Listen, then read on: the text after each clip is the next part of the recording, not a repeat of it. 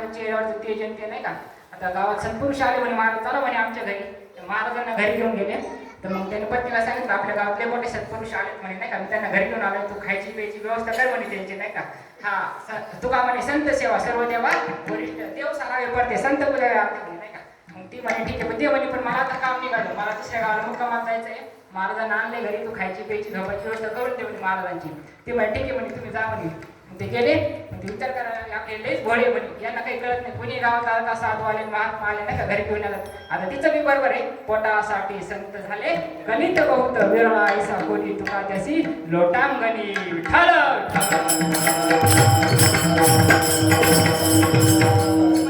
साधू मानणार नाही या गावाला नाही का. आधी परीक्षा घेतली म्हणजे ती महाराजांना 4-5 लाडू घेऊन आली. 4-5 लाडू म्हणजे काय खारी वापरायची नाही आली, ती मिरची घालून आली तिखट लाडू आणि खाल्ले ना महाराजांनी सगळे ते. महाराज माय अजून आहे का, हिला फुटला ना घाम. आता एवढे तिखट खाल्ले महाराजांनी, हो नाही केलं, तू नाही केलं, पाणी नाही मागितलं नाही का. ते म्हणे आता नाही म्हणे उद्या घेऊन येते. घरी गेली, विचार करायला लागला तर महागार तर नाही घ्यायची ना आपण आता. मग त्या थंडीचे दिवस होते, घरात शेक केलेला होता नाही का. मग तिने निखारे घेतले, एक चिमटा आणला, ते निखारे प्लेटामध्ये घेतले. महाराज हे घ्या म्हणे, कालपेक्षा आज भारी लाडू आणले म्हणे नाही का. महाराज पाहून हसले नाही का. महाराज चिमटा घेतला, खाल्ले ना ते सगळे निखारे महाराजांनी नाही का. मग तिला तेव्हा ती रडायला लागली, मग तिला नाही का वाटतं महाराज शाबीत देता काय आपल्याला नाही का. ते असते ती म्हणजे महाराज चुकलं क्षमा करा म्हणे नाही का, मी तुमचं परीक्षा पाहायचा प्रयत्न केला. महाराज हसले. महाराज म्हणे माय साधू असा ओळखायचा नसतो म्हणे, त्याच्यासाठी एकच प्रमाणे तुका म्हणे अंगी वावेली आपण तरीच महिमा.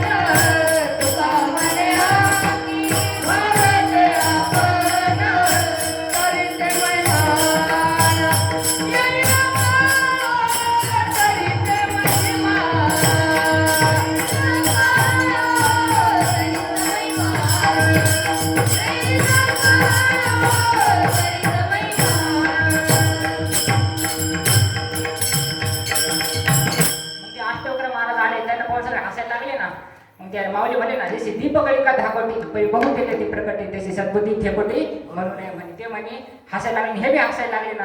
मग ते म्हणे आता आम्ही हसतो, ठीक आहे तू कोण हसतो म्हणे नाही का. मग ते म्हणे मला वाटलं जनक राजाने चांगले विद्वान पंडित गोळा केले असले ते सगळे चांगल्याची पारखी म्हणजे नाही का. या उपाधी माझी मुक्त चैतन्याचे सर्व होते, तत्वज्ञ संत स्वीकारित नाही, सगळे चांगल्याची पारखी बसली म्हणे नाही का. मी चालू म्हणे आताच्या आता नवल क्रोध अविश्वासी त्यांची बोध कैसा व्यर्थ आपली वाचा शिनवू नये विठ्ठल.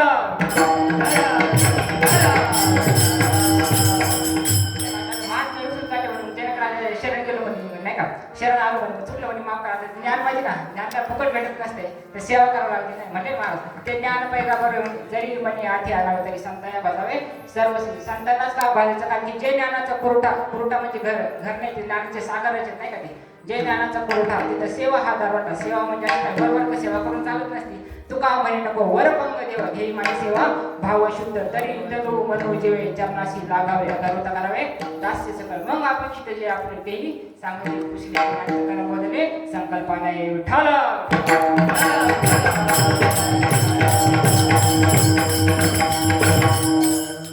शरण आलो म्हणे मला, शरण जावं महाराज नाही का. मला एक तर भगवंताला शरण जावा, नाही तर सद्गुरूला शरण जावा. तर कोणाला शरण जायचं हे कळत नसेल तर मग संत ज्यांना शरण गेले त्यांना जावा. शरण हा म्हणतात तुम्ही आलो राम इथं हनुमंताला शरण जावा, नाही तर पांडुरंगाला जावा. बाकी म्हणतो म्हणत आहे शरण गेले पंढरीला. तसा तोच भगवान तिचेच उपाय सगळे नाही का. अवताराचे प्रसंग असं तसा अवतार घेते भगवंत नाही का. ऐशी आकाजाला की अवतरी मी युगी पण ह्याची ओळखीचं जगी तो विवेकी आणि संत तिथे वेगवेगळ्या असण्याची विठ्ठल.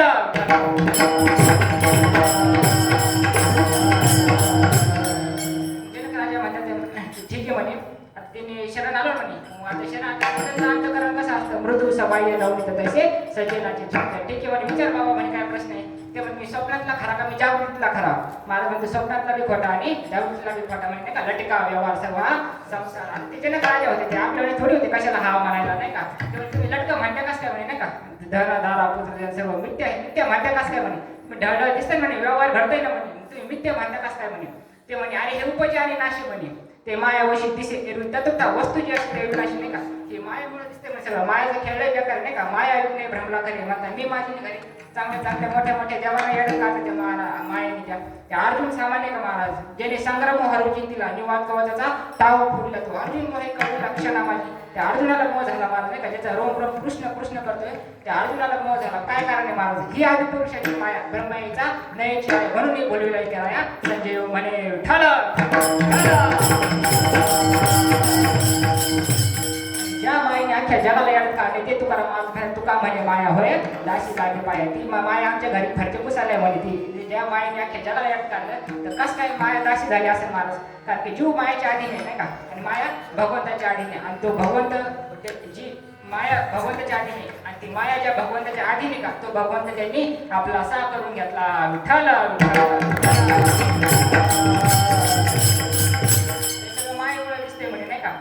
मग ते म्हणे माझं स्वरूप काय म्हणे देह तुझं स्वरूप काय म्हणे का हा देह नाशिवंत मलमूत्राचा बांधावरी चर्म घातल्याने कर्म कीटकाचा सांग हे देह तुझं स्वरूप नाही देह नवे विसरे उरलावरे उठले माऊली म्हणले ना जे प्राण्यात आम्ही भरू देहाची वरी असू म्हणून पडीला विसरू आत्मबोधाचा आपण देहावर नाही का मला देह जोपर्यंत आपला देह सुटत नाही ना अहम आणि मम मार म्हणले ना अहम माऊली म्हणले अहम चलवड शेवटी मागे न पावताची बापुडी म्हणून जन्म माराची कुठेतरी दवळे केले देह तुझं स्वरूप नाही म्हणे मग माझं स्वरूप काय म्हणे नाही का तुझं स्वरूप आत्मस्वरूप म्हणायचं नाही का अमर आहा खरे की पहा खोटे न म्हणा देह माझा मग भरोसा करेल म्हणे नाही का तू आत्मस्वरूप म्हणे आत्म्याला काही होतं नाही नैनंद ती शास्त्राने नैनंद ती पाव का आत्मा ते तुझं स्वरूप म्हणे नाही का जनक राजाचं समाधान झालं म्हणून कृतकृत्य झालो म्हणे नाही का तुमचं ऐकून मला समाधान वाटलं मग श्री संतांच्या माथा चरणावरी साष्टांग तरी दंडवत विश्रांती पावलं सांभाळावं तरी वाढवला तरी प्रेमसुख दौर दे काय कृपेच्या वर्षी नवे आणणारे उद्धार करायचं असतं मला फक्त संतांजवळच उद्धार व्हायचं असतं नाही का माऊली म्हणले ना ज्ञानदेव म्हणे तरलो आता उधरलो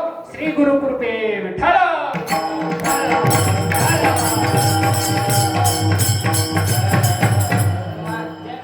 सगळं समाधान झालं म्हणजे का दोघांचा जो संवाद आहे ना जनक राजा आणि अष्टवक्र महाराजांचा जो संवाद आहे ना तो संवाद म्हणजे अष्टवक्र गीता आहे विठ्ठल सगळं समाधान झालं मी करू काय म्हणे आता मला उपदेश करा मग ते अष्टवक्र महाराज जनक राजाला उपदेश करतात अभंगाच्या तिसऱ्या चरणामध्ये अविनाश करी अपुलिया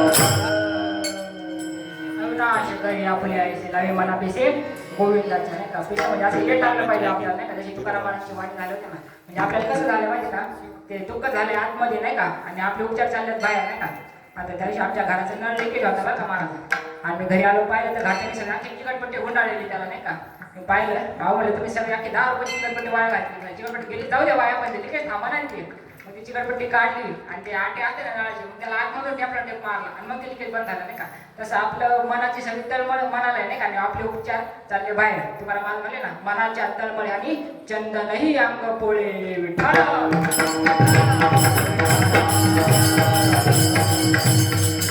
मनाला आवरायचं कसं नाही का आता मनाला आहे ना अनंत जन्मापासून विषयातून सुखायची सवय लागली नाही का विषयाचा परिपडवान गोड परमार्थ लागली करू गुरु विषय तो गुरुजी वाचा विषयाची समज ड्रायव्हरची बावली नाही म्हणले विषयाचे इथे वाटे येथे वाटे गोड म्हणे पुढे अवघड यमदंड म्हणे नाही का मारती थोडी काहीतरी आहे ना बरेच हे तप्त भूमीवरून चालविती वगैरे नाही का ज्याला वैराग्य पाहिजे त्यांनी भागवत वाचावं नाही का वैराग्य प्राप्त झाल्याशिवाय राहणार नाही विठ्ठल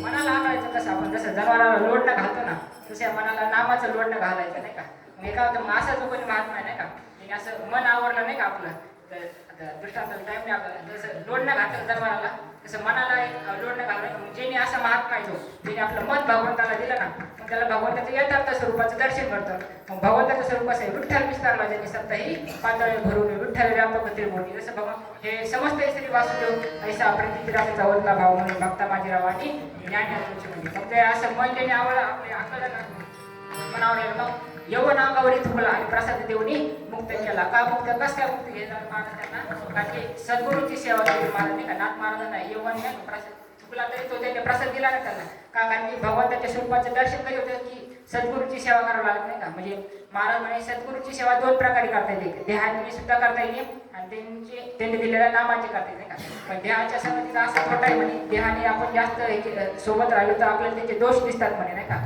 त्यामुळे त्यांनी दिलेल्या नामाची संगत करायची महाराज म्हणे ना तुका म्हणे देवा चिंतन ही तुझी सेवा म्हणे विठ्ठल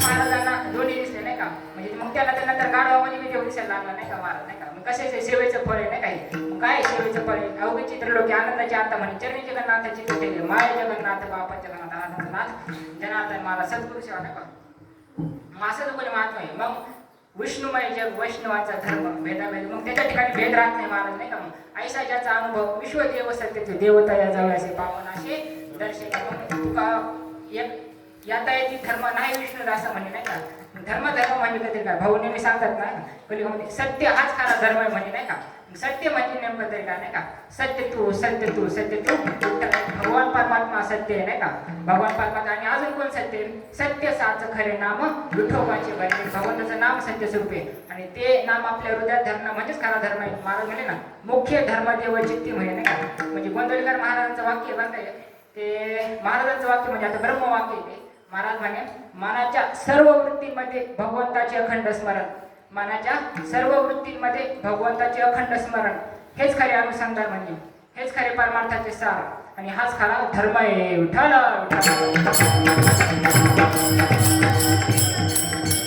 संतांचं कामच ते असते ना महाराज धर्माचे पालन करणे पाखंड खंडन हे कामा करणे का बीज वाढवावे नाम विठोबा रघुमाई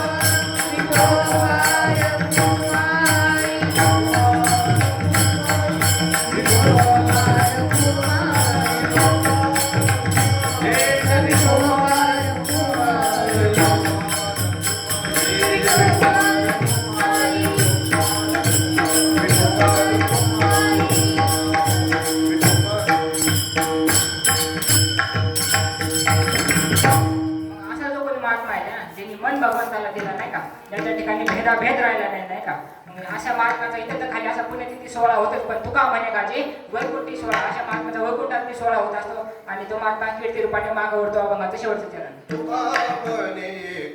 मरणाची सारे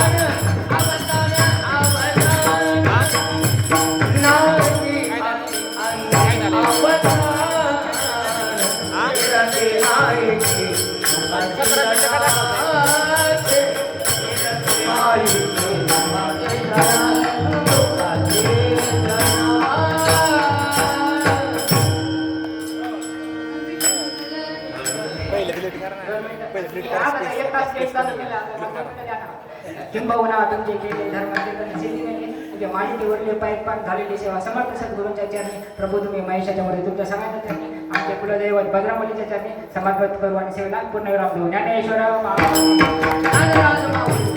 हरे